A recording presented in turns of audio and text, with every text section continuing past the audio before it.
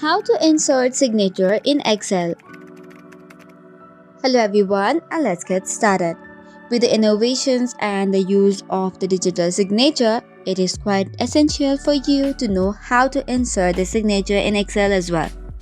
On today's video, we'll be discussing two such ways by which you can insert the signature. To get started with, open your Excel.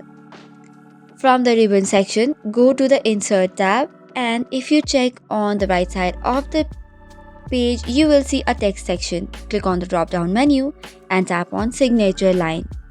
Once you tap on it, it will give you a dialog box. You need to fill it up with the title, suggested signer's title, as well as suggested signer's Gmail address.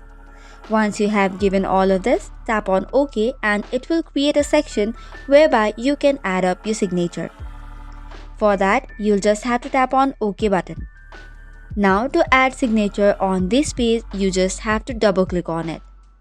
Once you double click on it, you can either write the name or select an image to upload on this section. This way, you have successfully implemented the digital signature. However, for this, you need to confirm the signature once and you're good to go.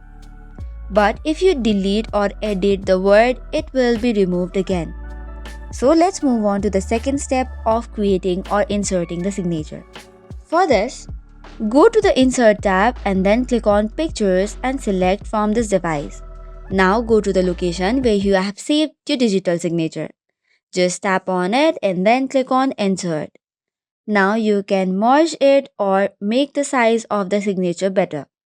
And just by that, you have added the signature into the Excel sheet.